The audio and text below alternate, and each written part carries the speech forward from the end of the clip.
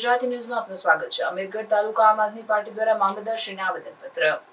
મળતી માહિતી અનુસાર જણાવવાનું કે હાલમાં ગુજરાત ડેડિયાપાડા ધારાસભ્ય ચૈતર વસાવાને જેલ મુક્ત કરવા તારીખ 14/7/2025 સવારે 12:30 કલાકે આવેદનપત્ર આપવામાં આવેલ। આવેદનપત્ર આપતા તાલુકા પ્રમુખ આર દામા દ્વારા ધારદાર રજૂઆત કરવામાં આવી કે ભાજપની ભ્રષ્ટ સરકાર દ્વારા ખોટા કેસ ઉભા કરી માનવતાની લડાઈ લડતા ચૈતર વસાવાને જો સત્વરે જેલ મુક્ત કરવામાં ન આવે તો અમો જલદ કાર્યક્રમો આપીશું અને ગાંધી ચિંધ્યા માર્ગે આંદોલન કરવામાં આવશે। ત્યારે હાજર રહેલા તમામ સભ્ય કાર્યકર્તાઓએ સૂરમાં સૂર પુરાવી હુંકાર ભરેલ। ત્યારે મામલતદારે સરકારમાં રજૂઆત કરવાની ખાતરી આપવામાં આવી। આમ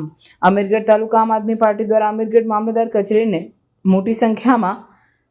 હાજર રહી રેલી સ્વરૂપે નારા લગાવી શાંતિપૂર્વક આવેદનપત્ર આપવામાં આવ્યું, જે ખરેખર બિરદાવવાને પાત્ર છે અને હવે એ પણ જોવાનું રહ્યું કે ક્યારે ચૈતર વસાવાને જેલ મુક્ત કરવામાં આવે છે। રિપોર્ટર શ્રવણ અગ્રવાલ। તારીખ 5/7/2025 રોજ માન્ય ધારાસભ્યશ્રીએ જે જનતાનો અવાજ બન્યો હતો એક બંધારણના ભાગ છે અને એ જનતાનો અવાજ બનીને જે સરકારની અંદર જે મિલીભગતથી જે રોડ રસ્તાનો હોય કે મનરેગા યોજનાનો હોય એ કૌભાંડ બહાર લાવ્યો હતો અને એ કૌભાંડની અંદર અધિકારીઓને ઉપર કાર્યવાહી કરવાની જગ્યાએ અને ચેતરભાઈ ઉપર પ્રી પ્લાન બનાવીને જે ખોટો કેસ બનાવવામાં આવેલો છે એ કેસને ધ્યાનમાં રાખી આપશ્રીને અમે આવેદનપત્ર આપીએ છીએ અને ચેતરભાઈને જેલ મુક્ત કરવા અને ચેતરભાઈ ઉપર જે જાહેર હિત માટે જેટલા કેસ બનેલા છે એ તમામ કેસ પરત ખેંચવામાં આવે અને જો પરત કેસ ખેંચવામાં ન આવે તો અમે ચેતરભાઈ સાથે અમે બધા છીએ અને જે બંધારણની અંદર જે લોકશાહી અવાજ છે એ અવાજની અંદર લોકશાહી બંધારણનો અવાજની અંદર જે ખૂન કરેલું છે એવા તમામ અધિકારીઓ પર યોગ્ય પગલાં ભરવામાં આવે એ જ અમારું આવેદનપત્ર છે અને એ આવેદનપત્ર આપ સ્વીકાર્યું છે તો આને તાત્કાલિક ઘટતું કરવામાં આવે એ અમારું આપને વિનંતી છે। અને આવેદનપત્ર માન્ય મુખ્યમંત્રી શ્રી, માન્ય રાજ્યપાલ સાહેબ શ્રી, માન્ય વડાપ્રધાન સાહેબ શ્રી અને માન્ય રાષ્ટ્રપતિ સાહેબ સુધી પહોંચતું કરવામાં આવે અને હવે પછી અમે ભાજપની અંદર બેઠેલા પ્રતિનિધિઓ અને જે સરકારને જે લોકોના કામ માટે કામ કરવું જોઈએ એ કામ નથી કરતા અને જે ખોટું કરાવી રહ્યા છે એવા અધિકારીઓ ઉપર યોગ્ય પગલાં ભરવામાં આવે અને કાયદેસરની ગતિ કાર્ય કરવામાં આવે એ અમારી ખાસ આપશ્રીને નિવેદન છે અમારે। આજે અમે અમીરગઢ તાલુકાના જાહેર જનતાના હિતમાં ધ્યાનમાં રાખી અને એક બંધારણની અંદર જે લોકશાહીનું જે ખૂન થયેલું છે અને એક ખૂન છે એ ડેડિયાપાડાની અંદર જે સંકલન સમિતિની અંદર જે અધ્યક્ષ અને એક પ્રજાના પ્રશ્નો માટેની બેઠક રાખવામાં આવેલી હતી એની અંદર માન્ય ધારાસભ્ય ચૈતરભાઈ વસાવા સાહેબે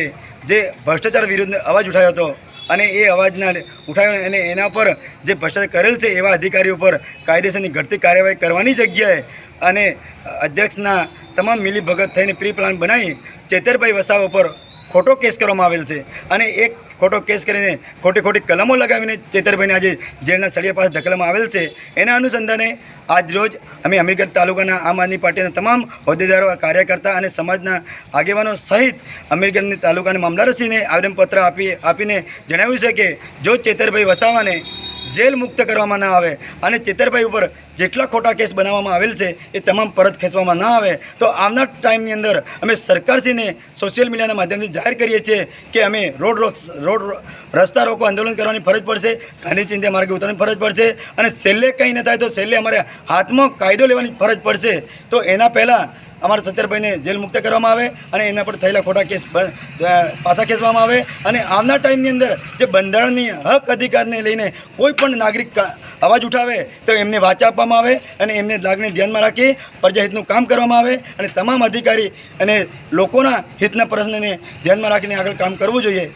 એ અમારી આજની માગણી હતી અને એ માગણી લઈને આવેદનપત્ર આપેલું છે। અને આવનાર જો ફરીથી કહીએ છીએ કે જેલ મુક્ત કરવામાં ના આવે તો અમે આગળ ઉગ્ર આંદોલન કરવાની અમારી ફરજ પડશે। આપ શ્રીનું નામ અને હોદ્દો? મારું નામ રાજેશ કુમાર રમાભાઈ, તાલુકા આમ આદમી પાર્ટી પ્રમુખ અને દાતા વિધાનસભા પ્રભારી, બનાસકાંઠા આમ આદમી પાર્ટી એસટી સેલના જિલ્લા પ્રેસિડેન્ટ। અમે આજ અમીરગઢ તાલુકા ખાતે આમ આદમી પાર્ટી તરફથી અને સામાજિક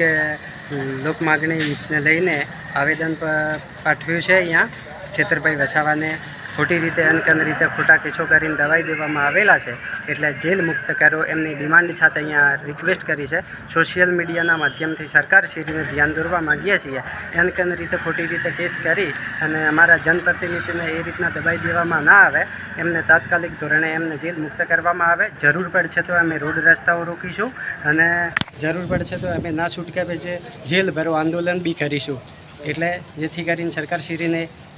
રિક્વેસ્ટ છે કે પહેલાંના ધોરણે એમને જેલ મુક્ત કરવામાં આવે.